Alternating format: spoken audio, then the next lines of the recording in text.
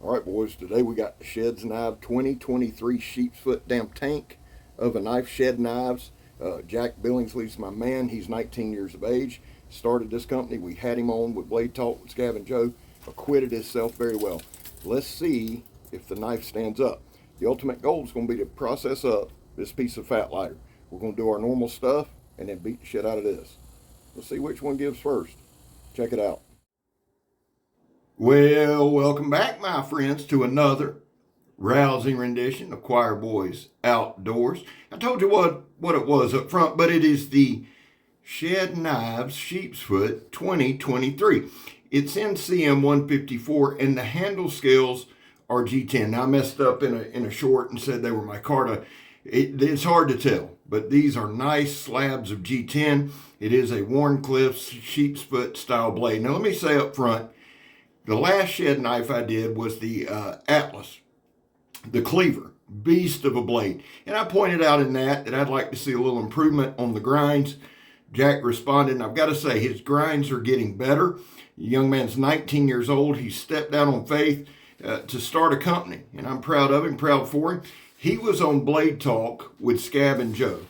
If you go to my channel and you just look at live, scroll down, we have a great interview with Jack. He's a great guy. He acquitted himself very, very well. He answered all of our questions, and we're pulling for him. Now, this right here is a heat treat certificate. There's been some questions out there. I like the way Jack responded quickly. He does have his blades heat treated, very smart, and he sends you a certificate with it. You see the balance point there. What I want to do in this video, guys, is just kind of show you the toughness. The first 3-4 minutes after this is going to be like initial sharpness. Came very sharp, sliced the phone book paper very well. We did a drop. Now, this is a Warncliffe style blade, so it's not very pointy, not very stabby. It's not intended to be. Could you stab with it? Yes. It's just not its intended purpose. This is a work blade, a work knife, and a workhorse of a knife. We're doing the Donnie B. All Day throw it at the stump test, Donnie B. All Day drop test. Now, this is steel belted sandblast hose, all right? When I say steel belted, it's those thin wires that run through it that will wreck an edge. The knife went straight through it like butter. It really, really did. It's a slicing machine, but that's not what I wanted to focus on this video. I wanted to take a first few minutes, show you the sharpness. Came very sharp, great edge. I love it. And here's the deal. Is there room for improvement on the edges? Well, of course, there's going to be, but I feel like he's making great strides. And that's a hand thing, all right? He hand grinds all these things. It's going to take some time. Very impressed with the sharpness. I was really impressed with the overall build of this knife. Super tough. Do me a favor, if you're new here, we do our intro, and while we do our intro, just watch the knife work. And again, if you're new here and you're not used to all the narration, I encourage everyone, at least one video, turn the narration off and just watch the knife work. That's why we do the reviews the way we do. Is it the best way? Well, it's the best for us. That being said, guys, there was a time in this country where 22 vets a day took their own lives. Now, we're on the weekend. That number's higher. Unfortunately, it just is. It runs anywhere from 15 to 29. That's why on this channel, we focus on the number 0. Anything over 0 is simply unacceptable. And all that means is, vets, man, we love you. You have a place here. We're back to blue over here. We support Lel, all to the chagrin of many. My kid's going to be a cop. He's in the academy now. I've got several friends that are officers. And the big thing is this, guys. I don't ask anybody to support my causes. I really don't. But I like to throw love and support to people that I believe in. Now, are they all good? No. Are they all bad? No. You know that. How do you do it, Scabber? Well, back to blue by not breaking the damn laws. Pretty simple. Best I can. Finally, if you are an addict, never quit quitting. So let's just take a second, man, and watch the knife work. Now, for me, you see how it rides. Here, we're going to do just a little stabbing. I'm kind of laughing because I thought, should I do it? And I said, yeah, we're going to have to do it. So it stabs okay. That's about a 1-inch thick piece of tire tread. It's not steel belted, but it gives you a pretty good idea. And then I decided to cut it. Now, here's the thing with this. And people say, oh, you had to push it. Listen to me. This, even though it's 1 inch thick, as small a piece as it is lengthwise, It was flimsy. This knife went through it. We went straight across the treads. This might be, to me, one of the most impressive parts of this video. I mean, it just wore it out. It ground it down. And what I tell people is this. When they're like, Scab, we never cut tires. We never cut. I understand that. But if you'll take it, if you'll take these demonstrations and you just translate them over to what you do, you can see the effectiveness. Maybe you cook. Maybe you just use it to process firewood. And I'm going to tell you something. This is a wood processing machine, son.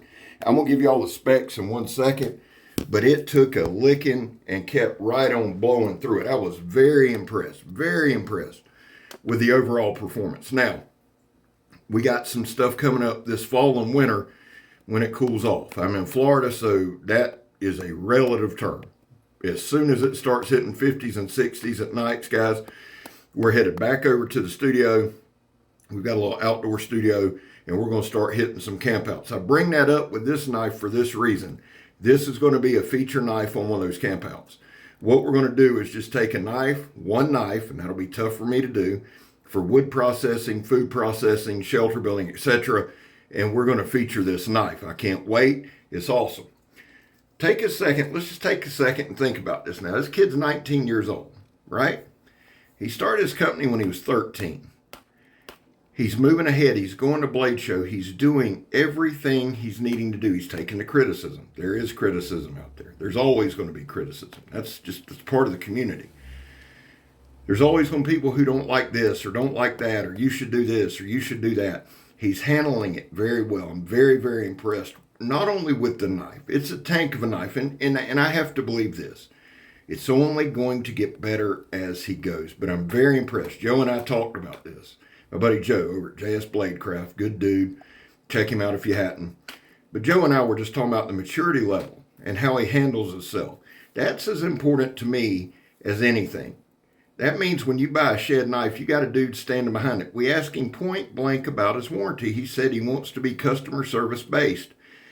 We threw several scenarios. We were very, very, very impressed with the young man. I can't say that enough. Right here, we jumped on this piece of straight up lighter knot. Son, this ain't nothing but pure Alabama fat wood. I got it when I was at Blackie's. And the truth is, guys, with something like this, if you've ever worked with lighter knot, you know that it's nothing but sap, dried resin, and it's tough as a brick bat. As a matter of fact, between the knife and this fat lighter, it ended my baton eats it on this one. So Frank, at What's the Point EDC, brother, I love you, but there it goes, right on cue. It's some tough ass wood, man. I went back and I rewatched this part, and I thought, damn, it doesn't look like I'm hitting it hard. But then I thought, one, I'm the world's worst batoner. Two, this hardwood, I don't know else how to show it, because at this point right here with a 4x4, that's the only baton I had, we're pounding this knife into this fat lighter. In a minute, we're going to just do nothing but pound it into a piece of oak. No rolls, no chipping. Now, I didn't take a magnifying glass out and check it. I may do that later. Seriously, I'm not playing. But overall, there's no damage. And we're hitting it pretty good right here. And we're going into solid pine, fat lighter. Pine's typically soft until you put all that resin in it. You can see there, no chips, no dings, no dents. You can also see right there, the edge works good. We need a little bit of improvement there. Not a big deal. Again, overall, loving the knife, and it's a damn tank, son. This is a workhorse of a blade. I was impressed with it from the start. I've carried it all day. I took it to lunch with us. I've done all kind of stuff, just seeing how it rode. Rode well on the belt, barely felt it. No discomfort there. Really, truly, honestly, there's no hot spots in the handle. We're going to talk about the handle in my final thoughts. We got 4 or 5 minutes. Let me pull some specs for this thing and give y'all some measurements. Now, I do these with a tape measure as I'm talking. So if they list is different, then they list is different. The overall length from tip to tip, now we're going from the tip of the knife to the tip of the pommel, is 9 3/4 inches. The blade length is 4 1/2, and it looks like we got about a 4 1/4 cutting edge there. The thickness The thickness is right at a quarter. I mean, right at it. If it's not, it might, if it's under, it's just a hair under. It might be a millimeter type thing, but it's thick as shit. And again, it's 154 cm, okay? G10 handle scales. Now, the handle length is 4 inches. That's just the G10 handle scales. That's not the entire handle. The entire handle is going to be right at 5 inches. The inner grip is right at looks like 3 3/8. I'd like to see that about a ½ inch longer, and we'll talk about that at the end. The handle thickness is right at 3/4 inch. So, and the widest part of the handle, let's look at that. The widest part of the handle is about 1.25 inches. So you've got a big, thick, beefy handle. Again, I'd like to see about a ½ inch length on it, but it's got enough grip. I mean, when you lock your hand into it, brother, it's locked in and it's not uncomfortable. I checked for hot spots. A lot of times, guys, with like the batoning, you'll feel it jarring, etc. Here's the thing, guys.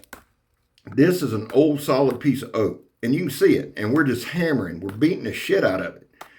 You can see the baton we're using. This thing is just tough as nails. Jack, good job, buddy. Keep improving. Keep moving forward. Keep doing what you do, because I am overly impressed. This thing, I thought, there were a couple times I hit it. I said, Lord, this thing's we're going to get a chip. And sometimes, guys, I don't mind. Sometimes, like when you're just hammering down right here, a chip's not a bad thing. A chip's not the end of the world. A roll's not a bad thing. When you don't get one, you start questioning yourself. But the truth is, the build's just spot on. I mean, it's spot on, son. Feels good, tough as nails, and it's something that you can rely on. The last part of this video, guys, we're going to do something a little different. We're going to do our paper cutting test. Like, soon as I get done with this, I'll walk in, slice a piece of paper. I use something a little thicker, but on this video, I'm also going to give you some final thoughts. And you see the baton just flying apart there. And again, we went straight through this piece of oak. Now, I rotated it. I didn't just hammer straight down. I kept moving the log, kept cutting, kept doing like that. I wanted to get different feels, see how it felt in hand. No hot spots, no real reverb on the batoning. Like I said, a lot of times you feel a little reverb.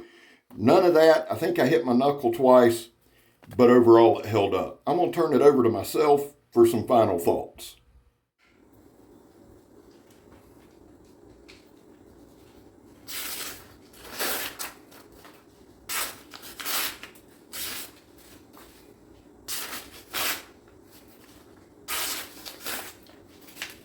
So plenty sharpened up. Let me give you a couple of last thoughts and final thoughts on this knife.